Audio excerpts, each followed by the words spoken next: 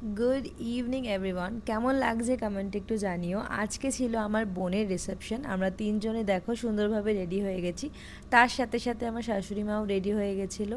তো আমরা বেরিয়ে পড়েছিলাম দিল্লির উদ্দেশ্যে। বিকজ আমরা ছিলাম, আমাদের হোটেলটা ছিল গুড়গাঁওতে। গুড়গাঁও থেকে অলমোস্ট আমাদের 1.5 ঘন্টা লাগলো ওখানে পৌঁছাতে, যেখানে বিয়ে বাড়িটা ছিল, রিসেপশন বাড়িটা ছিল। তো অলমোস্ট 1.5 ঘন্টা পরে যখন আমরা পৌঁছালাম, অনেকটাই রাত হয়ে গেছিলো। আমরা দুপুরে লাঞ্চ করার পরে না অনেকটা লম্বা রেস্ট নিয়েছিলাম, বিকজ টায়ার্ড ছিলাম সবাই একটুখানি, জার্নিতে যেটা হয়। তো লম্বা রেস্ট নিয়ে আমরা সন্ধে বিকেলবেলা বলা যায়, আমরা 7:30 নাগাদ উঠি, তারপর রেডি হয়ে ফ্রেশন আপ হয়ে বেরিয়ে পড়েছি দিল্লির উদ্দেশ্যে। তো রাস্তাটা সত্যি কথা বলতে গেলে কলকাতায় যেমনি আমরা দেখি ট্রাফিক জ্যাম, এখানে অনেক বেশি গাড়ি কিন্তু জ্যাম হয় না। তো এই যে হলো রিসেপশন যেখানে অর্গানাইজ করা হয়েছিল। তো এখানে পৌঁছানোর পরে আমাদের অনেক সুন্দরভাবে ওয়েলকাম করেছিল তারা। আর যতক্ষণে আমরা ওখান থেকে বেরিয়েছি অনেকটাই রাত্রি হয়ে গেছিলো। আমাদের ঘরে পৌঁছাতে পৌঁছাতে 1:30 বেজে গেছিলো।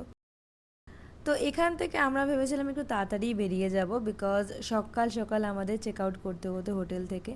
আর এখানে পৌঁছানোর পরে সুন্দরভাবে কেক কাটিং হয়, সেলিব্রেট হয়, অনেকক্ষণ আমরা ওখানে স্টে করেছিলাম।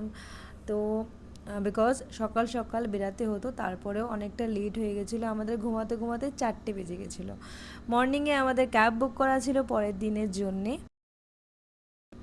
বাট বিকেলবেলা রিসেপশনে সত্যিই আমাদের খুবই ভালো লেগেছে, আমরা অনেক ফটো ক্লিক করেছি। আই হোপ তোমাদের ফটোগুলো খুব ভালো লেগেছে, বিকজ ফটোগুলো আমি অলরেডি দিয়ে দিয়েছি আমার ইনস্টা, ফেসবুক সব জায়গায়। তোমাদের কেমন লাগছে আমার এই লুকটা? আমি নতুন ট্রাই করেছি, বিকজ আমি এমনি ধরনের ড্রেসিং আপ করি না, বাট ওখানে গিয়ে করেছিলাম। অনেক কিছু খাওয়ার ট্রাই করেছি, স্ন্যাক্স বগেরা। এত বেশি স্টার্টার খেয়ে নিয়েছিলাম না, আমি মেন কোর্স কিচ্ছু খেতে পারিনি, মিষ্টি খেয়ে চলে এসেছিলাম আর আইসক্রিম।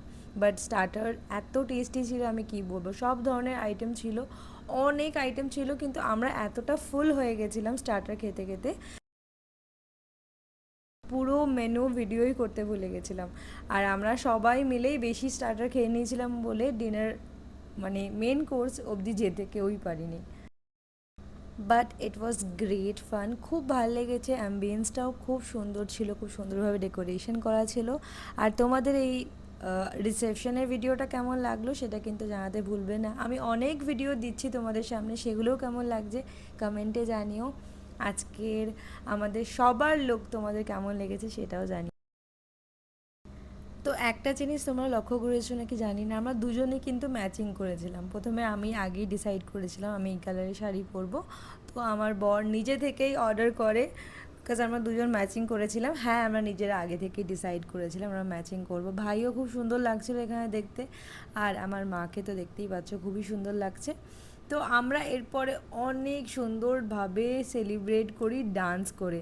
আমি ডান্স করতে যাচ্ছিলাম না, বিকজ আমার পায়ে না ছালে পড়ে গেছিলো, জুতো অবস্থা, নতুন জুতো পরে বিয়ে বাড়িতে, পায়ের খুব খারাপ অবস্থা। আমি ক্রক্স পরে গেছিলাম বিয়েতে, এত পায়ে ব্যথা, আমি অন্য কোনো জুতো পরতে পারছিলাম না। তো মা বললো যেটাই হোক, শাড়ি পরছিস বোঝা যাবে না, বাট যাদের দেখার তারা ঠিকই বুঝতে পারবে। আমি পুরো বিয়ে বাড়িটা, রিসেপশন বাড়িটা না, আমি ক্রক্সে কাটিয়েছি। পায়ে খুব পেন, নতুন জুতো পরে যেটা হয় বিয়ে বাড়িতে সেটাই হয়েছিল রিসেপশনে, তাই জন্য ক্রক্স পরে গেছিলাম। বাট যাই হোক না কেন, ইট ওয়াজ গ্রেট ফান, খুব ভালো লেগেছে সবার সাথে। তার সঙ্গে আমি ভাইয়ের সাথেও প্রচুর প্রচুর ডান্স করেছি। ও দেখো আমার সাথে ডান্স করছে, প্রথমে ব্লেজার পরেছিল, এত গরম লাগছিল ডান্স করতে করতে, তারপরে ও ব্লেজারটা খুলে বাবার কাছে দিয়ে দিয়েছিল। আমরা অনেকক্ষণ ধরে ডান্স করলাম, আমার মেয়ে অনেকক্ষণ ধরে বলছিল ডান্স করার জন্য, আমি যাচ্ছিলাম না, বিকজ সত্যি কথা বলতে গেলে পায়ে ব্যথা, তার মধ্যে ক্রক্স পরেছিলাম। তো এটাই ছিল আমার বোনের দিল্লির রিসেপশন পার্টি। আমরা খুব এনজয় করি আর রাত 1:30টার সময় রুমে এসে পৌঁছাই। কেমন লাগলো জানাতে ভুলবেন না। Bye bye, see you on my next mini blog.